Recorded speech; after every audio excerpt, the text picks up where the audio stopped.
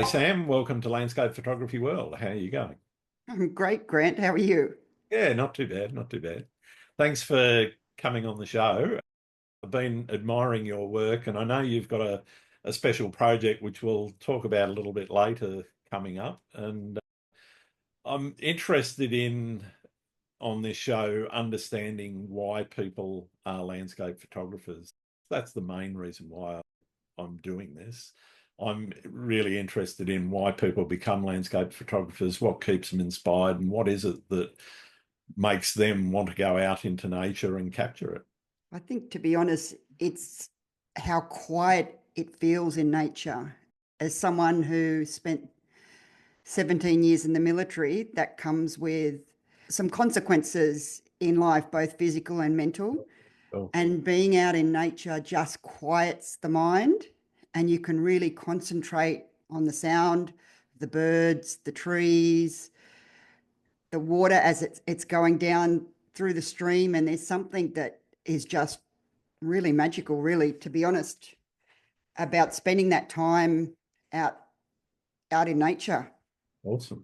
Yeah, You actually realize how incredibly small you are, particularly if you absolutely. spend some time by the ocean. You realize you're not in control. And so to go with that. So, where did it all start for you? When did you say, okay, this is a caper I want to get into? And where did, I guess, the artistic side of things start? Because, a lot of people start out taking snapshots or family shots or holiday shots. And then at some point, something goes click in their brains and they go, this is actually art and I'm not bad at it and I can actually work to get better at it. Talk me through that journey for you. It probably started on a school excursion as a kid, Hmm. and we went into the rainforest somewhere up on the central coast of New South Wales. And I just was amazed at the light and how it was interacting with the stream and the palm trees. And I took all these photos with a little point and shoot film camera Huh? and came back, had them developed, and everyone was absolute rubbish, just garbage, Yep. because I had absolutely no idea what I was doing. Uh-huh. And then as I transitioned into high school, I got into the photography club and moved into the dark room, but that was all black and white naturally, Yeah. Yeah. and had always been interested then on when digital SLRs started to come into being more affordable, started to do some of the nightscapes around Sydney Harbour. Was Sure. particularly fun. And that was a slow learning process back then because you really didn't have the blogs, you didn't have any YouTube videos, you were working off magazines and books. So Yeah. your progress was really slow, I found. Yeah. Unless you could find somebody that could actually go Yeah. out and help you and talk you through it. Yeah. Yeah. It was all okay. I'm going to have to trial and error it. And so for probably, I don't know, 15 years, it was just a real passion getting out and mainly doing cityscapes, because every time I tried to do landscape photography, Mhm. my compositions were absolute garbage, Okay. because was born with a scientific sort of brain rather than a creative, artistic brain. Okay. And so it's taken a long time to really learn the composition rules, like really know them, so Yeah. that they become more second nature. I used to be so frustrated when friends would go out there and their compositions were amazing and they knew nothing about photography, Yeah. but they could just see an image and I couldn't see it. That was great for the technical side. I was able to pick up the technical aspects of photography quickly and relatively easily. But the creative side has taken a really long time, more to really have to learn the rules. And once you then were able to put them in practice, I think it's really only been the last couple of years, probably maybe 5 years maximum, Yep. where it's really transitioned into something that was much more creative rather than just documentation. Yeah. Okay. And it probably actually started more with my wedding photography. So I Oh, started out as a wedding photographer. I always wanted to teach photography, yep, but I figured the only way to teach photography was to be thrown in the deep end and really learn to work in a business, in a photography business. oh, And it was there that I started to see people using lighting, particularly off camera lighting, yep, really, and creative macro shots. hmm, And it wasn't purely documentation. They had created images that were really nothing. You'd go into a really bland hotel room and yeah, suddenly you'd come out with these most incredible images. And I thought, this is not documentation. There is something where you really have to work. You have to know the skill sets. You have to learn the technical sides to get really great. yep, But I think that composition, that was what was holding me back for a long time. But yeah, I think wedding photography was what transitioned it from being just purely documentation over to something that, whilst it was always a passion, it was more a creative outlet from then on. And it really came with the benefits of being really in the moment and that mindfulness that comes with being one with nature and having to concentrate on what's really in a small viewfinder. yeah, And that does then, by its inherent nature, quiet the rest of your brain. yeah.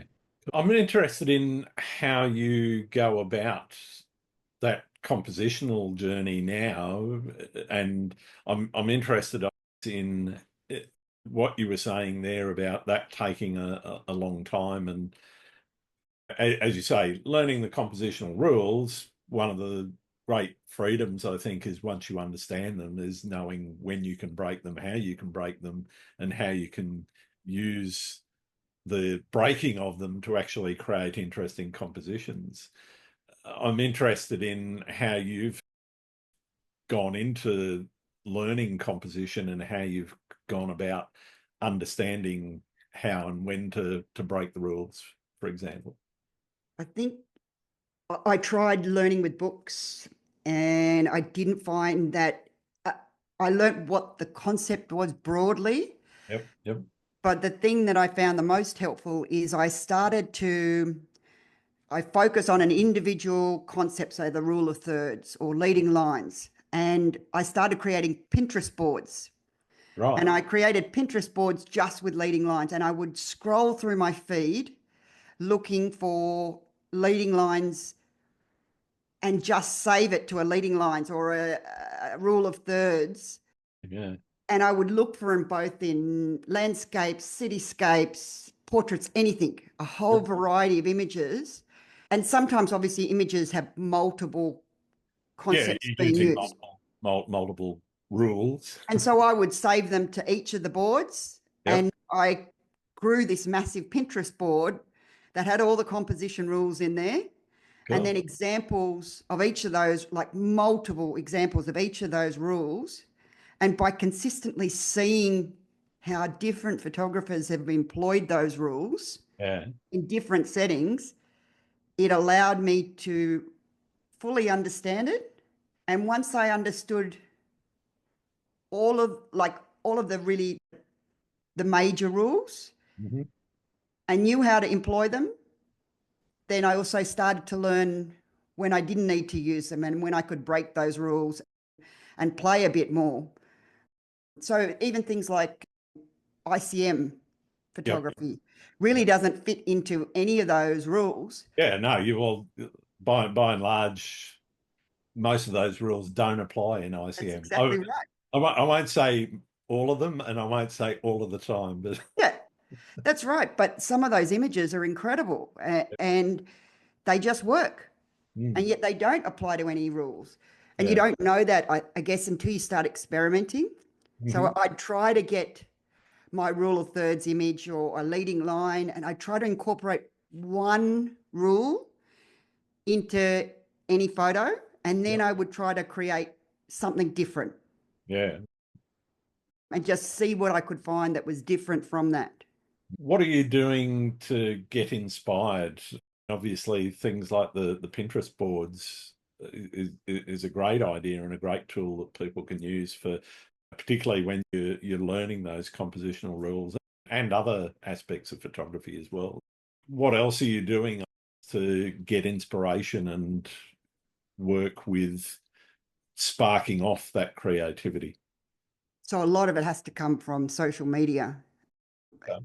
seeing what other photographers have done, particularly in areas that I might have been to before, and they've managed to capture something that's incredibly different. That's something I would not have seen at all. Other things that have been really useful is I've done a number of workshops, both here and abroad, Yep. and that's really helped me see different points of view, watching other photographers work a scene and see something that you couldn't have even conceived at the time. Yeah. Yeah. Yeah, it's just getting exposed to other photographers and how they work and listening to them. I think any way that you can work with another photographer to learn, because the reality is you're not the best at anything. At any of the genres in photography, Yeah. Yeah. it's highly unlikely you're the best. You've got plenty to learn from other people. Oh, I've spoken to some very experienced photographers here on the show, and Yeah. they're always inspired by people and looking at their images and going, "I wish I'd done that." Yeah. And even like raw beginners can come up with some inspiration. Absolutely. So it's experience definitely helps, but some people will just see things Yeah, that you're not going to see. it's that skill of observation, which some of which can be learnt, and some of which can just be innate in Yeah. some people see the world differently. They walk around going, "Okay, rock there on the ground, Yeah, I know. really Oh, interesting," or that piece of bark on the tree is it's really fascinating. they frustrate me because I have to learn how to do that. But I guess when it comes to off camera flash, then I'm at an advantage and they're at a Yeah. disadvantage. And that's the thing, everyone's skill set's slightly different and they work in different ways, and the way that they come about it is always different. And I think your point on talking to other photographers and working with them is one of the best ways to learn. Do you remember the first time that you were out in the landscape taking photos and you got an image that made you say, okay, this is it. This is really what I want to do now. What was that moment like for you? I'm not quite sure I've got there yet, to be honest, Wow. because I never see my work as being good enough to say that I'm at that point where that could be a reality. Yeah. Yeah. I don't know if that makes sense, but It's funny for me, the image is actually one that I took on a point and shoot camera years yeah, and years ago. And it was kind of like, okay, when I got it home, I did a little bit of editing. There wasn't a lot I could do because it was a JPEG image in the first place. So I yeah. wasn't even shooting RAW at that time. And it was literally, uh, I don't know, it was something about the shot, the composition, the light, and everything that made me go, actually, I really like to keep doing this and make it a big part of my life. I guess I had always thought I would be in the army for a lot more years than the 17 that I did. So it wasn't until in my later career that I picked up the idea of maybe this could be a full-time career Yeah, okay. because of the difference in perspective that came from photography. So it wasn't perhaps a single image, it was more the difference in seeing a gentler part of life rather than the high paced, intense trauma medicine that comes with being an army nurse. Yeah, okay. And particularly after spending time in Afghanistan, I think there my perspective was really jarred. Like Yep. I did get to explore some photography while I was over there, which was lovely. But it really became that experience of being away and how it had affected me long term. I certainly loved the change in pace. Even though weddings can be quite chaotic, Yeah, there was something beautiful at being with people when they were on their happiest day rather than their worst day of their life. yeah, yeah. So it wasn't a single image for me, but more a transition of wanting a different type of life Mm. that wasn't to do with pain and trauma, Yeah. but more joy. And Awesome. wedding photography initially was that because I didn't realistically think I had the skills for landscape photography because my composition at that time was so rubbish. Yep, yep. And I didn't see many landscape photographers really making a full time career. So I didn't know it was even a possibility. Mm. And even now, I'm not quite sure if I see it being a full time job for most people. Yeah. It, It's certainly a tough place to make money. It's not, yeah, you're working long hours to get small profits. yeah, I don't know too many rich landscape No, photographers. that's exactly right. So it works for me because I'm now medically retired from the army. I have a pension to draw off. So that Yeah, allows me to supplement with work when I'm physically able, yep, not have to rely on the photography as my only source of income, which I think I would find stressful, to yeah, be honest. That lack of taking the joy out of photography, particularly out in nature, if you're having to rely on that for your food and your accommodation, yep, that's to a certain degree takes a lot of the fun and the relaxation that comes from being out in nature. yeah, I get it. So What do you think your personal, or how do you think your personal experiences and emotions influence the landscapes you choose to photograph? I think I'm drawn to water because of I think the sound of being near the water has a relaxing property about it. So whether it's the ocean or a stream or a waterfall, it's just this desire to be near water, Yeah, get that sensation of quieting the mind down. yeah. No, I can definitely feel that. And it certainly shows in your portfolio. For those that haven't seen your work, how would you describe your landscape style at the moment? I think this partly comes from wearing polarized glasses for most of my life that I would find most of it more saturated, whereas I know that the trend nowadays is more for less saturated. But for me, I see the brightness in nature and the joy in that, and so in the post processing, I'm trying to replicate what I see, Yeah, yeah, that feeling, and so because of that, I'm seeing saturated blues in the sky. yep, So yeah, I would say there's a lot more contrast in my images and much more color that you would see if you walked around in that same landscape with the polarized glasses on. It's what I feel when I go out into nature. That's what I'm seeing. yeah. Okay. Do you have goals in that you set for yourself in your photography? Yeah, definitely. I'm usually I like to focus on a different technique at a different time. So I went through a period where I was trialing ICM photography, for example, or focusing more on macro.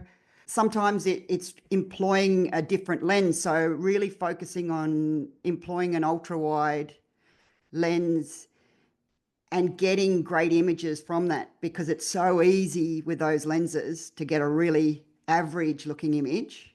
Yeah, yeah, And it's actually really hard to get a great image. But when it's done well, they can look amazing.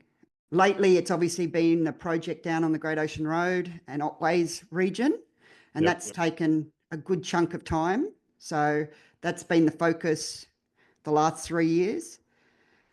And now I'll move on to something different. I'm not quite sure what that is yet. I'm looking forward to whatever it is. Fair enough. Let's talk about the Great Ocean Road in particular. That's obviously a passion location or area. It's not really a single location. No, There's not quite. thousands of locations along the Great Ocean Road. What is it about that place that just calls you back and makes you go, yes, I really want to document it? I think the documenting came from more from a physical struggle with lugging a whole heap of equipment down to a waterfall and realizing I didn't really have one of the lenses that I really wanted, which was back up in the car. And because of that, I thought, I wonder if someone's written a book on this.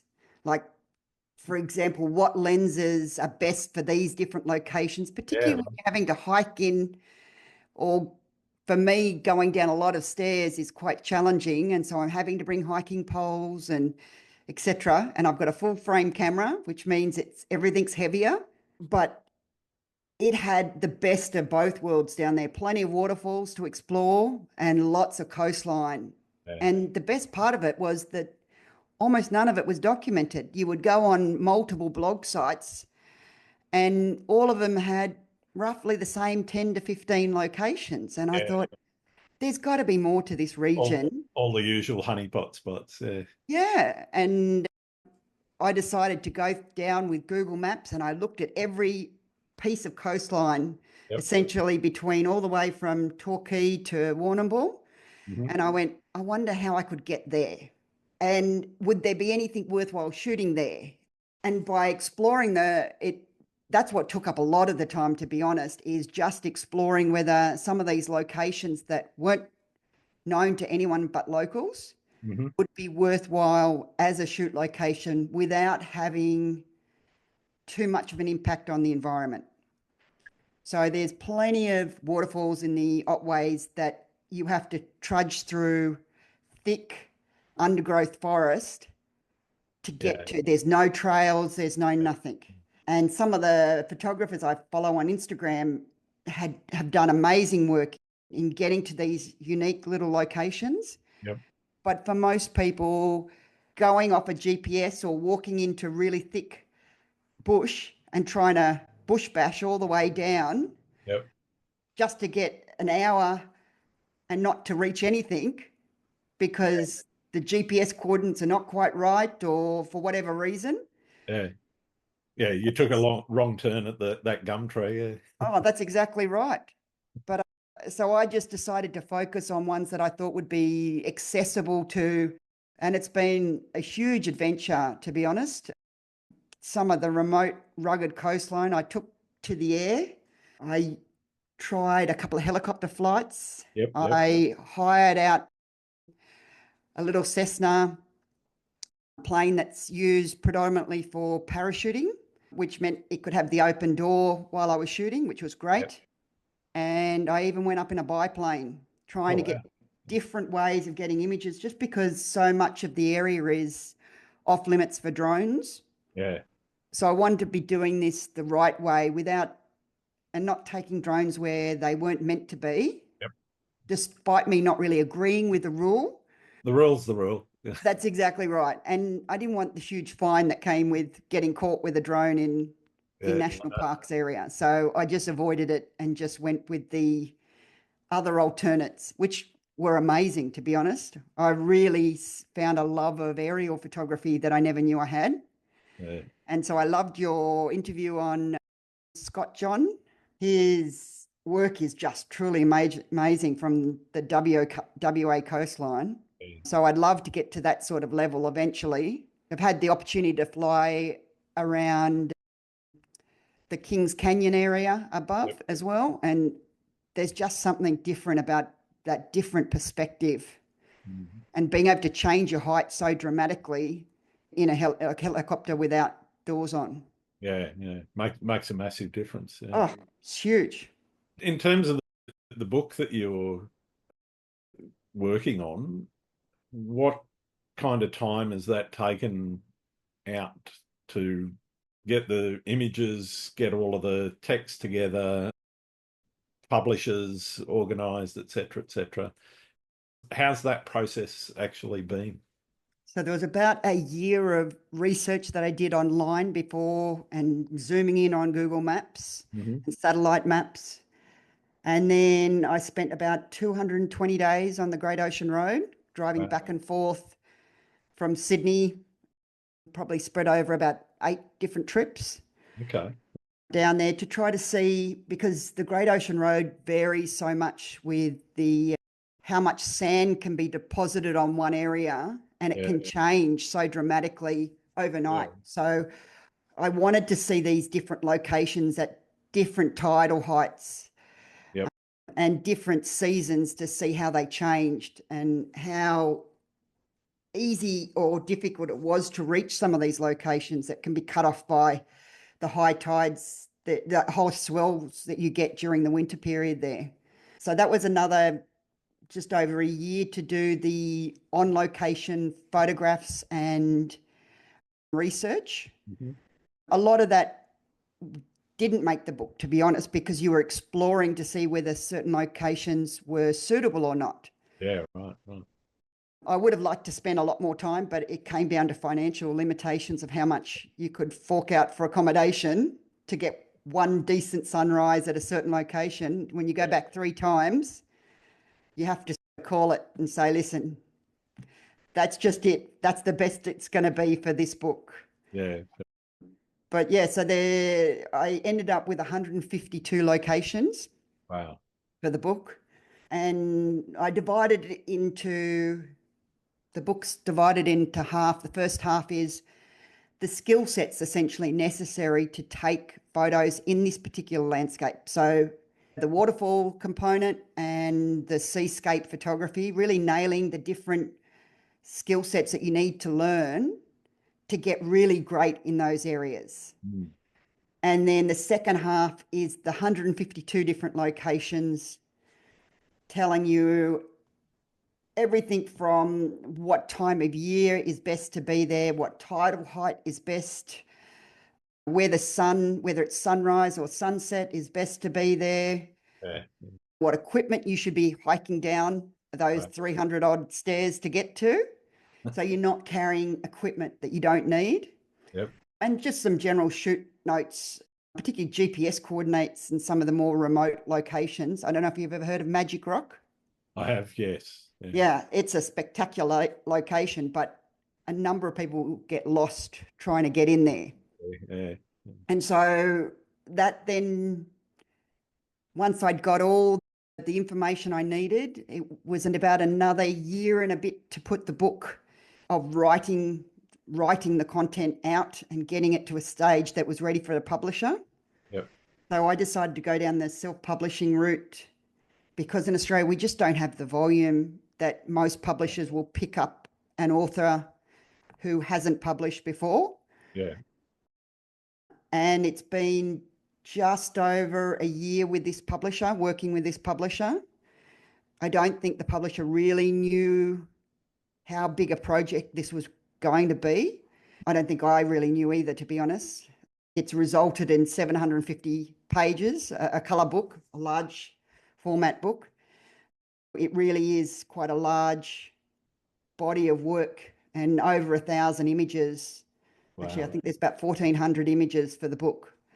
So it's almost to the stage of ready to be put out for ebook publication.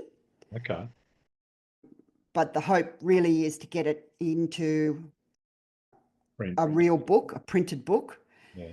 And for that to happen, it'll be a Kickstarter campaign, which will take a month or two, hopefully to raise the 30,000 needed to print enough copies to make it a reasonable price to buy. Yeah. And I think that'll be the hardest thing, is actually that fundraising process, because getting enough people to want such a specialized book. Yeah. Yeah. We'll see. Hopefully we get to that stage. I'm not going to give up, that's for sure. No, but definitely. It sounds like a real passion project. And yeah, it's not something that you're going to earn a lot of money out of, that's for sure. But that's not why you did it, is it? No, not at all. To be honest, it started out as a practical problem and grew much more into a passion of being in an area that really gave me peace and a sense of purpose of doing something that I thought might be worthwhile for other photographers.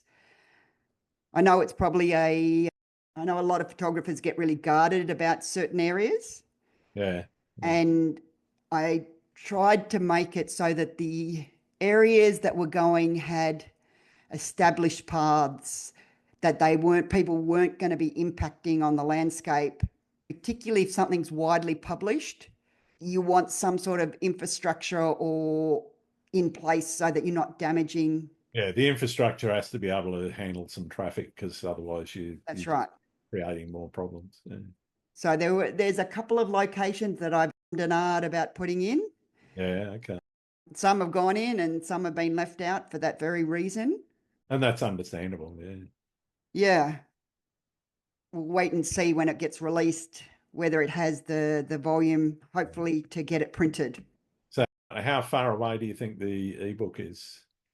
Probably about a month. Okay. So by the time this podcast comes out, Yeah, by the time ebook this will goes be live, it should be available on my website. brilliant. Okay.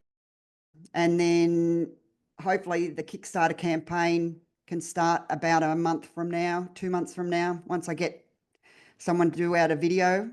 Apparently, doing a Kickstarter campaign is now a real art form. So Can't I'll say I've leave done that to someone that. else. They can do the video for me.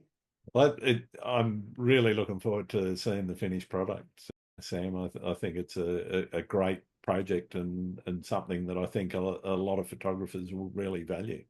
I think it's such a region that everyone I knew had only been there for a day or two. And the more time I spent down there, the more I just realized that this was just the most incredible area that had so many opportunities for photography Mm.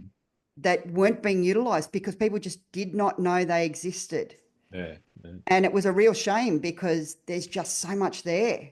So yeah, much variety can be found there. And if you like seascapes, my God, I think it's one of the best in the world. yeah, yeah. I don't think you're wrong.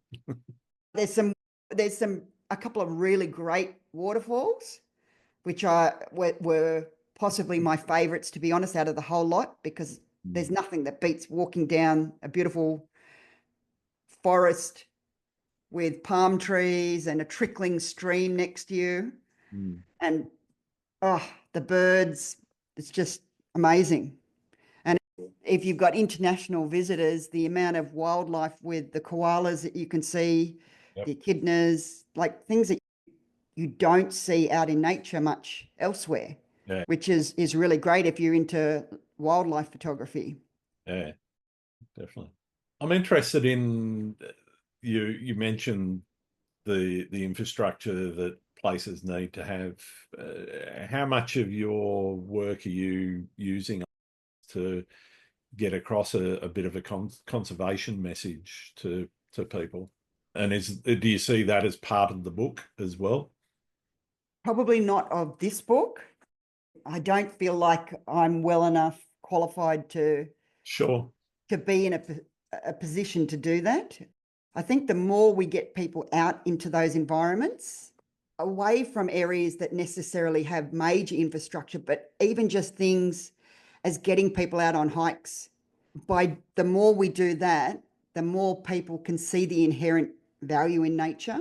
Mm. I don't think many people, I don't think people who haven't been really down into rainforest areas or down by the ocean have, if they you haven't done that, you don't understand how much a therapeutic value can come from being in those environments, Yeah. and therefore why you should want to protect them. Like, I do follow a lot of photographers that have conservation as one of their primary goals. Hmm. Um, and I would love to be one of those people eventually. I just don't think I'm at the level yet. Yeah, fair enough. Yeah, I think there's got to be a bit more substance behind that effort, Yeah, to understand the local issues and what needs to be particularly done in a particular area. And that's probably better served by locals that are in those areas. yeah, yeah, I get it. How do you think landscape photography's helped you grow or change as a person? I think it's definitely calmed me a little.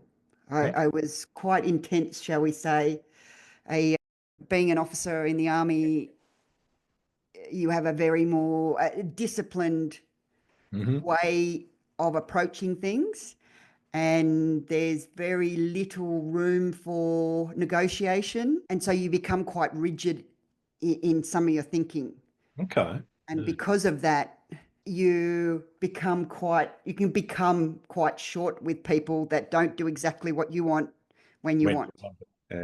In the military, when you get told to do something, you do it, and you do That's it now. exactly right. And you do it well. So the rest of the world, not so much. No, not at all, actually, funnily enough. I think being out in nature gives you that ability to step back and calm Yeah. all of those tendencies. And when you realize you're not actually in control at all, you have to succumb more to nature's way of doing things. I think that's personally made a huge difference on my temperament, made me a lot more fun and a lot more calm to be around, not so demanding anymore. Fair enough. Do you have a favourite spot that you keep getting called back to? And if so, where is it?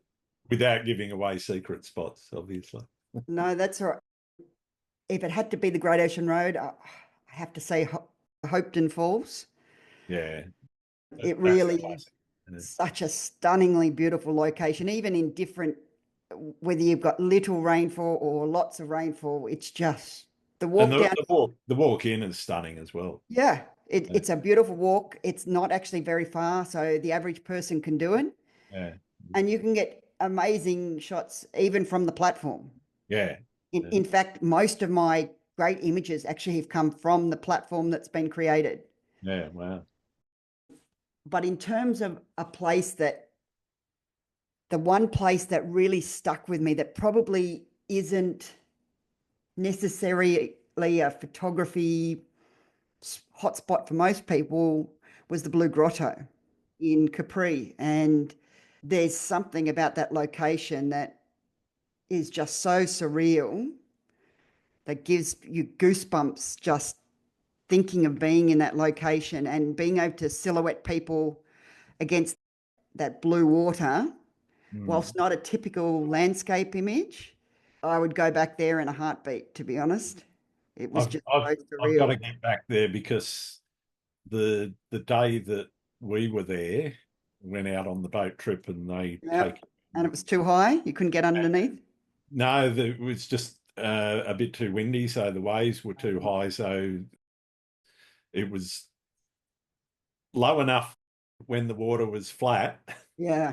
get a boat in.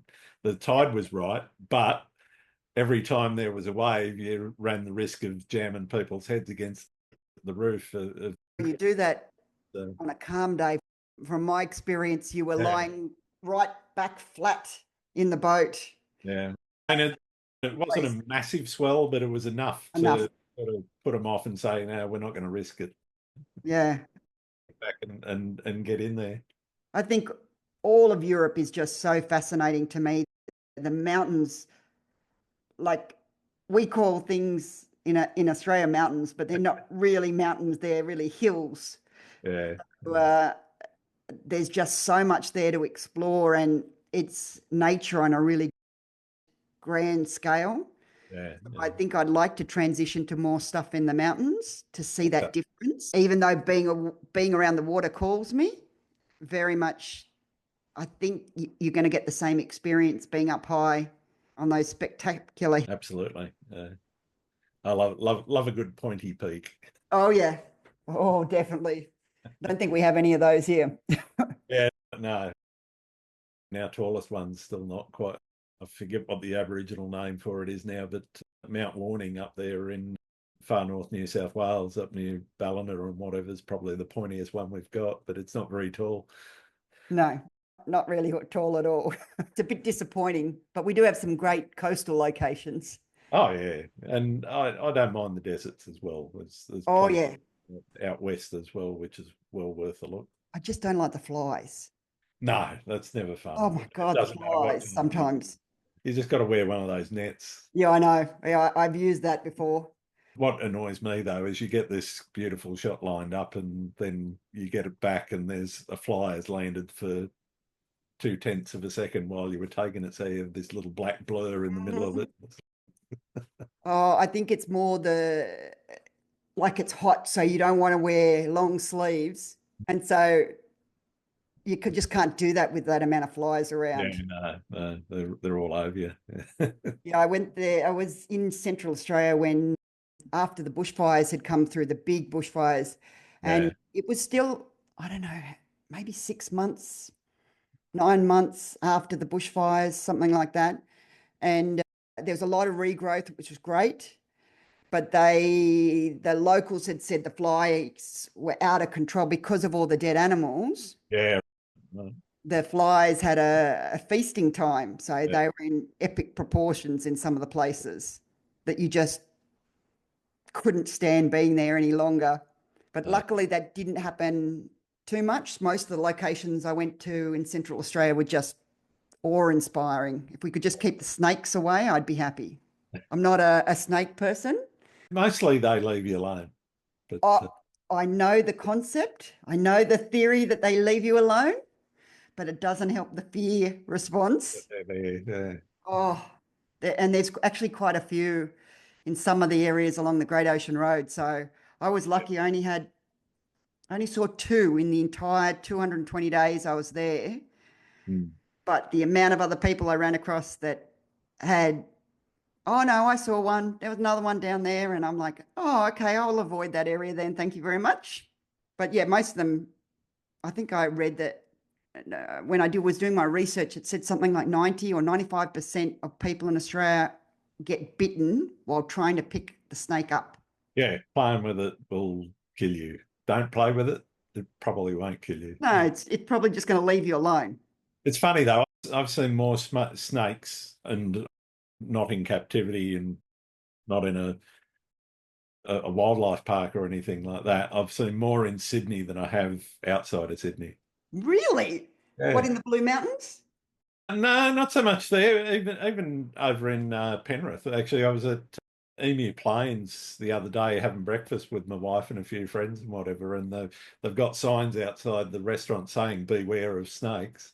And you go for a walk along the road there, and you can see them curled up, sunning themselves Oh next my gosh. next to No, the path. no, no, I couldn't handle that. I'd be out of there. Yeah, but as I say, I've seen more in Sydney than I have out in the bush.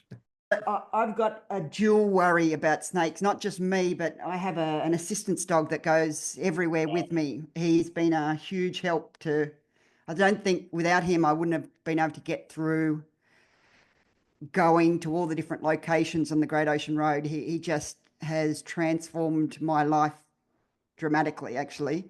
He's quite new to Australian wildlife. So Right. kangaroos were particularly exciting for him. I can imagine. He almost jumped through the front windscreen one day when he saw a kangaroo bounce across the road in front of the vehicle. But yeah, I'm always worried about his interaction. Even though I've got him on a leash, he's a big, strong dog. And if he is particularly interested, he could pull me over if he wanted to. Yeah. So I've got to keep my eye on him so he's not into mischief. Yeah. And yeah, snakes are one of those big concerns when it comes to dogs because they can easily kill a dog a lot easier than a human. Definitely, definitely. Yeah. And unfortunately, the curiosity of dogs Doesn't help. doesn't help because No. they'll go sniffing around the side of logs and things where they like to hide. Yeah. Yes. Most of the area is no dogs down on the Great Ocean Road, but obviously with an assistance dog, he could go anywhere. Yeah. So yeah, you really had to be careful just to make sure he wasn't damaging any of the wildlife or any of the other parts of the landscape. Without him, I wouldn't have been able to get through the whole Yeah. project, to be honest. Because when I first started the project, I was a lot less well than I am now. I think Yep. this whole project has had a huge impact on my mental health so that I have adapted much more to civilian life now. I would say now I'm a lot closer to what we would call normal than I was when I started. I don't know what normal is. No, and I think you got to be a little bit crazy to be a landscape photographer to go Yeah, time and time and time o'clock, again. getting up at stupid o'clock, Sunrise. going and standing on a rock shelf knee deep in Yep. water. To get the sunrise that doesn't come. Not, not many normal people do that. I'm interested, snakes aside, how's landscape photography shaped your relationship with the natural world? I think I've just become very acutely aware of not being in control. I think we get so used to, and particularly in a military environment, you're very, you try to control your environment as much as possible. Yep, And being out in nature, particularly around the ocean, you're nothing. You're a gnat. yep, And it's adapting to that and learning that's okay not to be in control. And I think that's actually been more helpful than anything else yeah, to put things in perspective in broader life.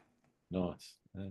What about processing? Are you straight into it when you get back from a shoot, or do you leave things for a little while and come back to them later? I'm a very much straight away. I can't wait to get the memory card out. Even before, often I'll hose off my gear outside because that's often been a lot of ocean photography. Yeah, So yeah. trying to keep the sand and salt away from the gear. Mhm. And before I've done anything else, I'll have the card downloading so I can get in, and even if it's like 2 a.m., I've got to get a couple of images edited to see what they look like. It became a little bit harder when I was out there every day at multiple locations. It wasn't always the same, Yeah, yeah, but normally I'm busting a gut to try to get in there and see if I've got something that I think is worthwhile, because it's so hard when you're out there and you're looking at such a tiny screen yeah. to Oh, the see back whether back of you've the nailed screen it. tells you nothing. No. And so many images come alive with editing. And I would say I'm quite competent at editing, but I Mhm. don't have the creative component that a lot of photographers have. It's going to take time to learn that skill to create an image that wasn't necessarily there in nature. I'm trying to replicate what I'm seeing. Whereas I see people creating backlight that wasn't necessarily there, or highlighting a particular component of an image that perhaps wasn't apparent when I was there. So I'm interested to learn how to do more of that and then see whether it works for my style or not and go from there. Yeah, awesome. Do you prefer taking photos alone or with other people? Both, to be honest. I love both. And I'll take most of the time when I was away, I was just with the dog. But there's something great about coming back and sharing that experience. Not so much the fact that you're having to share the images, but that's a worthwhile component. But sharing that sunrise or sharing something that you found in a rock pool, I find that component really enjoyable. Yeah, So I'll take either. It really doesn't bother me in the least. It's great the peace and quiet you get when you're in on yourself, mm, and it's great being able to have and share that experience with someone else. I'm absolutely. not a fan of big groups, but one or two other photographers is awesome too. Awesome. Do you print much of your work at all? Yeah, I love to print stuff. I think it makes a huge difference. I've got a large Epson, I think it's a P800 or something, Okay. Yeah, yeah. upstairs that I like to print stuff on. I've found that is such a challenging, it's Well, it's like a whole printing nother. is a whole new skill set. Like photography, there's editing, and then there's printing, and printing is as big a skill Yeah. as either of those other two. Yep. So I'm still getting there and learning about color calibration to the point where you can implement it into different paper types, different Mhm. ink types. Yep. But I love it. I think that's when you see your work really come alive. Oh, totally. Yeah. Seeing it on a little, 3-inch iPhone is one thing, but being able to print it even to like A4 size, like it Yeah. doesn't need to be a huge printer, but just being able to see it and then stick it on your wall. I've got canvases actually on a lot of my walls of images that I've taken mainly from travel, but they're large scale prints or large scale canvases that I've done out, because it just brings me back into the moment that seeing something on a screen doesn't. Yeah. It's a totally different, for me, it is the culmination of the art to get it into Yeah. print. And without printing it, I don't think the process is actually finished. Yeah, I agree fully. That doesn't mean I want to print everything. That's one of the great joys of digital, No, yeah. that you can have tens of thousands of crap images and Hmm. find that one that's just magic. Yeah. And there are some images that don't suit themselves to be hanging on someone's wall Yeah. either. Yeah. I must admit, some of my ICM images that I've got, I just love, but when I've printed them, they haven't been, they haven't stood out to me as much as they did Yeah. Right. previously. That may have just been the frame choice that I picked. Hmm. It's that experimentation, which is fun, being able to put different borders around your images and see what looks great for that particular image, and then go through the experimentation of printing. Start with small prints and just get bigger. Yeah. Cool. Have you ever struggled to find inspiration in your photography? And if so, how did you handle it? I got there numerous times when I was burning out during this book, to be honest. Yeah, it used to be you go away for a trip and you're away for a few weeks, and it's really easy to stay motivated every morning to get up for that sunrise or for Yeah. that sunset or even the odd Milky Way shot. Hmm. Yeah, I found it really difficult. And the best things that I did was actually just putting the camera away and getting back out into nature without, and just having my iPhone. If I really wanted something, I could take it on my iPhone. And if I didn't, I could just enjoy being in nature. I started doing things like bodyboarding when I was down on the Great Ocean Road. And that was just another way to get into the water Yeah. and get back to being in nature without being with a camera necessarily. Yeah. And usually it only took a day or two, and that creative funk would go away. And if it didn't, I didn't try to force it, because I didn't find you really got anything useful by trying to force the issue. Mm. But everybody's different. Yeah, some people work, they push their way through it. Yeah. Other people go and do other things. And yeah, it's about finding what works for you, I think. With wedding photography, you just push through that funk because you've got that one day and you've got to get it all. That's right. And But and you've got a client sitting there saying, give that's it to me now. exactly right. You've got to get over it real quick with wedding photography. But with landscape photography, unless you're doing something specifically for a client with a hard deadline, Yeah. take your time, enjoy it. And the reality is, half the time the weather's not going to be there. Yeah, that's right. And if that magic sunrise appears, somehow those creative juices just seem to, Yeah, they kick in. yeah, they do. Really do. Where do you see photography in society?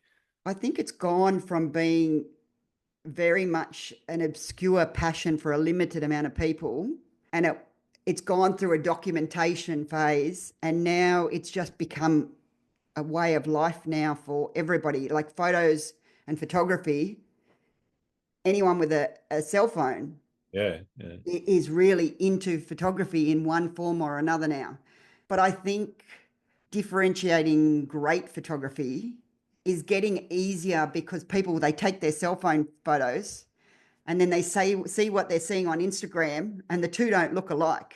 yeah, yeah, I don't think, I think the poor product photographers, I wouldn't want to be a product photographer, but for landscapes in particular, I find the iPhone or the cell phone is just not good enough to get a really great image most of the time. I yeah, just can't get the dynamic range that I'm looking for yeah. out Well, of it. and to be honest, it is mostly about the sensor, but it's also a little bit about some of the software and Yeah, yeah, it just seems to be overly baked in.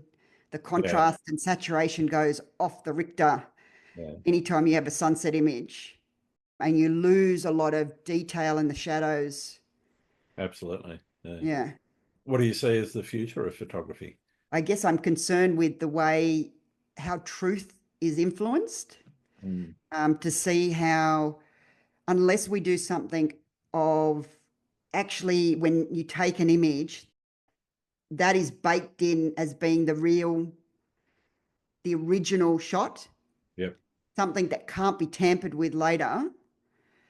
I think that's really important. If we don't nail that down, people can be too easily influenced by photography that's been deliberately altered by AI or other editing techniques, but mainly AI, because AI is making it more accessible to the average person. So Yeah. people can take an image and deliberately manipulate it to be something different. And I think unless we start to get some sort of way of tagging images to know what is the original image and what's been manipulated, because so far the AI software that I've seen that you can put an image into and tell whether it's real or not Well, it doesn't does. have, is not Most of very my good. images come up saying that they're AI, which is Yeah. not entirely true. Yeah, it seems to be any decent landscape photography Uh, comes up as being AI, and that's just not the truth. Yeah. what do you like to do when you're not out taking photos? I just love being out in nature, to be honest. I love to be able to be at the beach. I have an unhealthy attachment to streaming services such as Paramount and Okay. Netflix and things like that, and spending time at the gym. I'm hoping to get to Nepal next year to do the Annapurna circuit. And from a physical point of view, it will be a monstrous challenge for me to get to the ability to do that walk. When I finished the army about, I think it was about 6 years ago, I left the army. I could only be out of the house about half an hour a day, and the rest had to be lying down. That's as much as my pain levels could tolerate.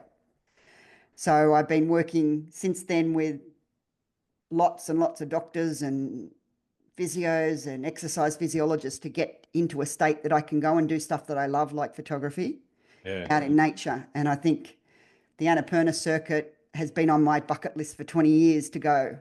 For the last probably 10 years, it's just been unachievable due to my physical pain levels. Yeah. Yeah.